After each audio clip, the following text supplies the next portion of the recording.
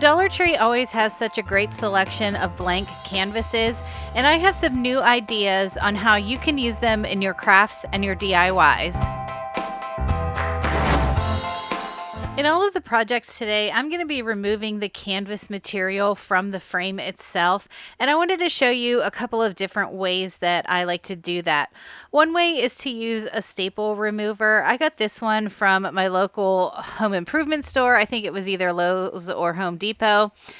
And you can just slide that right under the staples and pop them out. If you don't have something like this, I have found that wire cutters sometimes work well because they have such a flat back to them. Or in a lot of projects, I'm not really worried about removing the staples, so then I'll just use a utility knife and I'll cut right around the sides of the frame and just remove the canvas that way. So just keep that in mind as I'm showing you all of these projects today. There's not going to be any canvas material on the frames, and that's just how I like to remove it. I saw these long stems of dried flowers at the Dollar Tree, and I knew I wanted to add these as decorations to my bedroom. Now, because these are so long, I wasn't able to get canvases at the Dollar Tree that would fit them, but I did get 2 canvases from Michael's that measure 10 inches by 20 inches. I got this gloss finish spray paint by Rust-Oleum in the color deep turquoise because that's what worked in my bedroom. I gave each of the frames 2 coats of this paint. Now, if you've never used gloss spray paint on wood before, usually with the first coat, sometimes it'll come out a little dull looking, but once you get that second coat on, that's when that gloss really starts to show through. And after 2 coats of paint, you can see how nice and shiny these frames are. Now you have a couple different options on the background of this frame. You could reuse the canvas material that you took off of it and just cut it down to fit on the back side. That's called a reverse canvas. But I'm going to be using my giant wooden craft sticks, and these craft sticks are labeled as 10 inches, which is how wide my frame is. So just to make sure that those little ends don't stick out on each side, I'm just cutting a little bit off of each end, and then starting at the bottom, I'm using some hot glue and I'm placing the craft sticks the whole way up from the bottom to the top. I did make sure that I had the craft sticks butted up against each other. I didn't want much of a gap in between them, but because these are craft sticks, they're not always perfect. You know, sometimes they have some little warping to them, which I think just adds character. And the reason I did this for the background is because I wanted it to be reminiscent of a shutter. So if you happen to be a thrift person or an antique person and you find old wooden shutters at a thrift store or an antique store, you could also use that instead of using a canvas. I wanted to create a bundle out of these dried flowers for in the center of each of my frames. So I picked out some of my favorites and I just cut them down to size so that they would fit within the frame. These are pretty easy to cut because the stems on them are pretty thin, so I was able to just use regular scissors to cut them all down. I'm using some hot glue to arrange these pieces how I like them. Usually when you're dealing with faux flowers, they're on wire stems, so you can kind of bend them out and spread them out so that they look nice and full. But because these stems are wooden, there's no moving them around once they're together. So I wanted to make sure that they were laid in place first how I like them, with a little bit of hot glue. Then I took some jute cord and I just wrapped it around the center where I had glued everything together. And then to finish off that bundle, I just tied a simple bow and hot glued that on top too. The last thing I needed to do was just to add some hot glue to the back side of my bundle. I just put some on right where that jute cord was, and then I laid it in the center of my frame.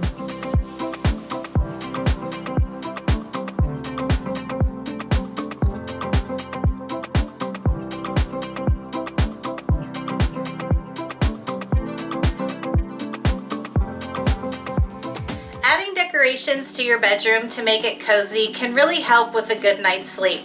But the main reason I get a good night's sleep is because of my Birch mattress. Thank you to Birch Living for sponsoring this video.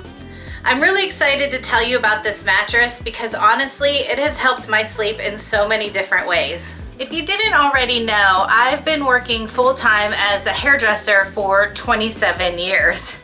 That's a long time, and it's a lot of wear and tear on my body. I've really had some aches and pains in my back, in my feet, in my hands, and having a good mattress so that I can get a good night's sleep is a good way to help me have a better day at work so that I can stay focused and I can do my job better. That's exactly why I made the switch to a Birch mattress. Their mattresses are made with responsibly sourced, high quality materials. Things like organic cotton, organic wool, and 100% natural latex. There are no synthetic foams, fiberglass, or polyurethane, which means no harmful off-gassing. When I was taking the plastic off of my Birch Luxe mattress, I was really surprised. I didn't smell any chemicals, it didn't smell like a factory, it just smelled fresh and clean. And honestly, it's just so supportive. I wake up now, I don't have a sore back, I don't have tight shoulders, I feel so rested and I'm ready to just get to work and face the day. Birch makes it so easy for you to try this for yourself. They give you a 100-night sleep trial. That's over 3 months for you to sleep on it, move around, and really make sure that it's the right fit for you. Plus, they deliver it straight to your door for free if you're in the US. And they even offer in-home setup and removal of an old mattress, which is amazing. And right now, Birch is running their Memorial Day sale, and they're offering my viewers an exclusive deal. You'll get 27% off of your mattress plus 2 free pillows. Just click the link in my description box below. I feel so much better during the day. I have less aches and pains, I have more energy, and I attribute it all to this good mattress. I really have enjoyed my experience with Birch, and I think you will too. Check out birchliving.com and use my code BirchPartner27 so you can get 27% off of your mattress plus 2 free pillows. I'll have the link in my description box below, but again, go to birchliving.com and use the code BirchPartner27.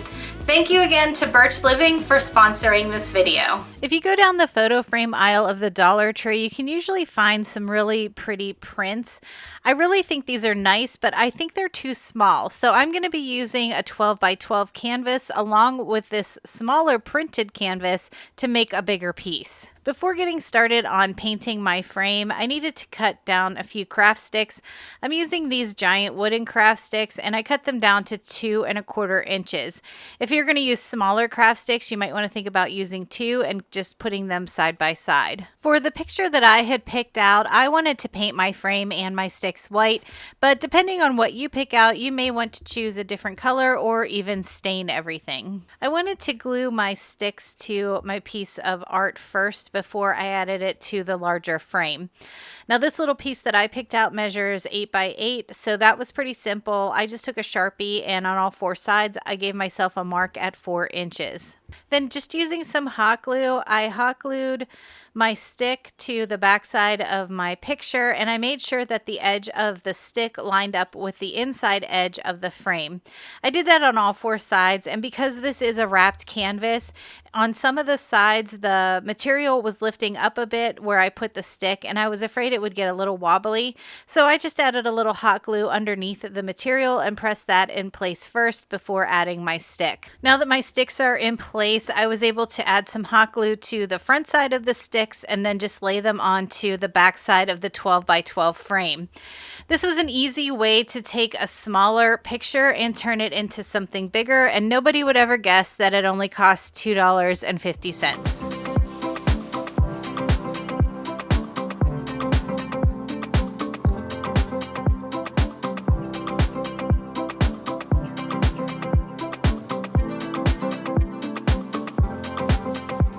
I like to display photos in my home, but sometimes it's fun to use something other than a picture frame, and you'll be able to change it out for different photos. I'm going to be using 2 different size canvases. One is an 8 by 10 and one is a 6 by 8, and I'm also going to be using some of these giant wooden craft sticks that I get from Walmart. I'm starting by cutting down 14 of these craft sticks to 7.5 inches.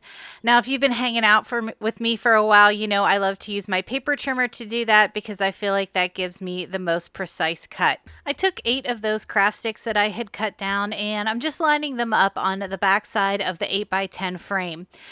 Now for this size craft stick and this size frame, 8 fit perfectly along the back side, but if you're using smaller craft sticks, you may have to use a few more than what I am. And they don't have to be butted right up against each other. You could leave a little bit of gap in between some of them. But like I said, 8 fit perfectly across the bottom of my frame. So that's what I'm using. And I'm just making sure that I'm adding glue to each side and keeping the sticks fairly close together. I'm using the remaining 6 sticks on my smaller frame, the 6x8 frame. And I want this to resemble a palette. So I started on one side, and you can see I'm working horizontal on this frame, and I spaced my 3 craft sticks out across the front of this frame. I left a little gap at the top and bottom and between each of the 3 sticks. Then I flipped it over to the back side of the frame, and I'm just lining the next 3 sticks up with the ones that I had put on the front. And you can see this just gives it sort of a palette look. The great thing about using wooden frames and wooden craft sticks is that you can paint or stain them however you'd like. I'm just using some white chalk paint, and I'm giving it a pretty heavy dry brush. I wanted it to mostly be white, but I didn't mind if a little bit of that wood showed through. And like I mentioned, I am going to be using this as a photo holder, so I also added a little bit of white chalk paint to a clothespin. After my paint had a chance to dry, I could start assembling everything. So I started by running some hot glue along the back side of the clothespin, and I tucked that into the top right-hand corner of the smaller frame. Then I ran a bead of hot glue along the bottom of that frame, and I centered it within the 8x10 frame and just held it there until that glue had a chance to set. You can decorate this however you'd like. I wanted to keep mine simple because I wanted the photo that I add to be the star of the show, so I just added a simple jute cord bow in the other corner.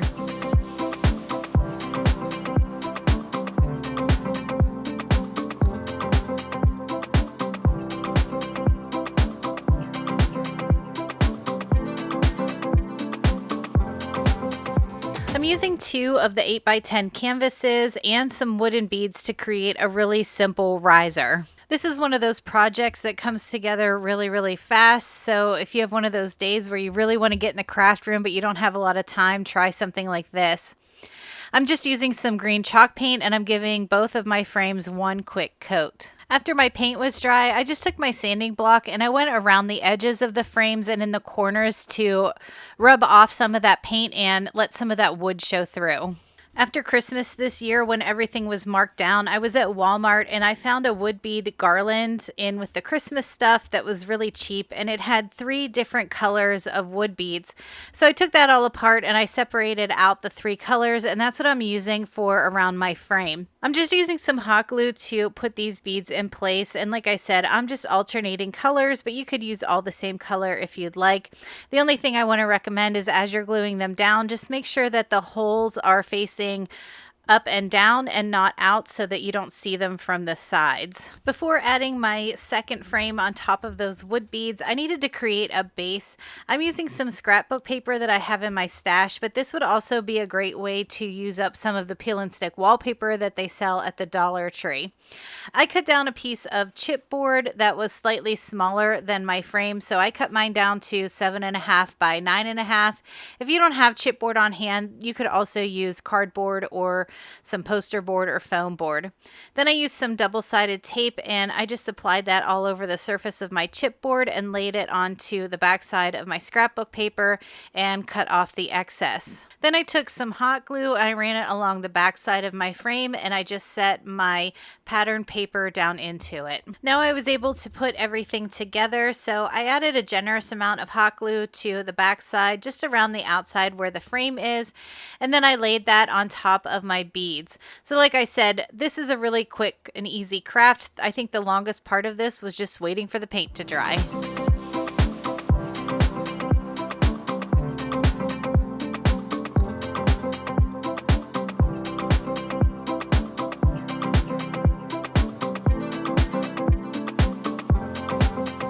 Another type of canvas the Dollar Tree has are flat canvases.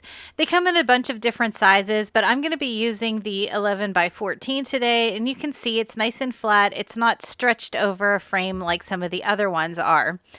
I'm also going to be using up a piece of the material that I had cut off of a 12 by 12 canvas. Whenever you cut the material off of a canvas, you can still see the crease around the edges where it was wrapped around the wood. I'm just using a small amount of hot glue to glue that fold down flat into place, and this just gives me a nice finished edge. I laid my grid mat on my table because I'm going to create a pocket on the front of my flat canvas, and with my grid there, it just helped me line the edges of my pocket up so I knew it was even across the front. I'm using a little bit of hot glue in each of the corners of the canvas just to hold that material in place.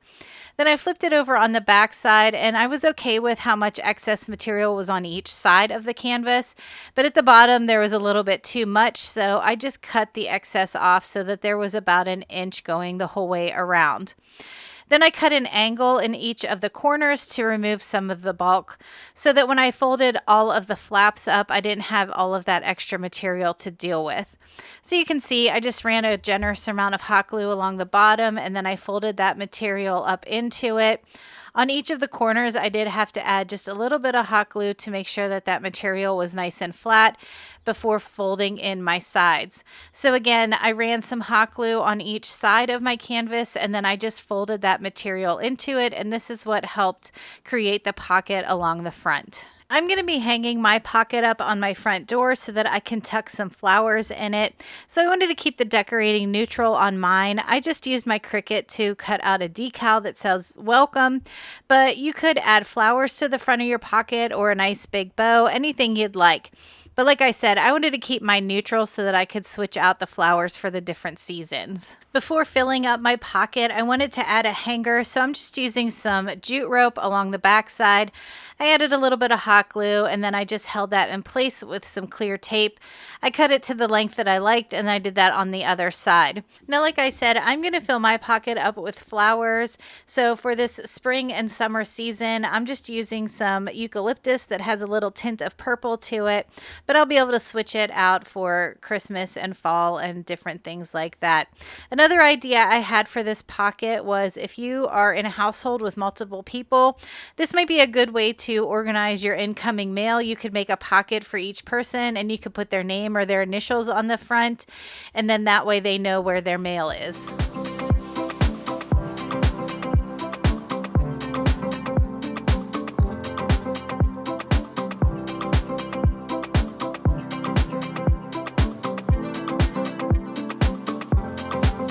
Thank you again to Birch Living for sponsoring today's video. Don't forget to check out the link in the description box and use my code BirchPartner27 to get 27% off plus 2 free pillows with your mattress purchase. Thank you so much for coming to hang out in the craft room with me again today. If you need even more crafting inspiration, check out one of the videos I left on the screen. All right, everyone, have a great week, and I'll talk to you in the next one.